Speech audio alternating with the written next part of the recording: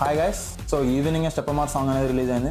So excellent mind blowing ఉంది. So ఎందుకంటున్నానంటే మాట ఆబ్వియస్లీ టీజర్ లో చూసినప్పుడు స్టెప్పమార్ సాంగ్ విన్నప్పుడు ఖచ్చితంగా it was going to be very mass beat అనిపించింది.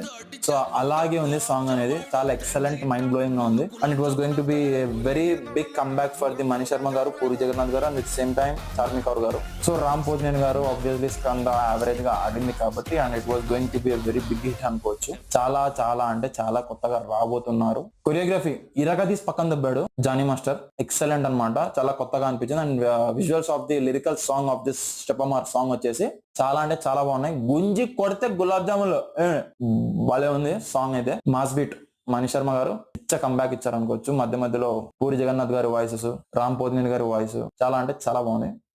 సో చాలా పెద్ద హిట్ అవ్వాలని మనస్ఫూర్తి కోరుకుంటున్నా. It was going to be released on August 15. So మీకు ఎలా అనిపించిందో జర కమెంట్ చేయండి. Okay, bye.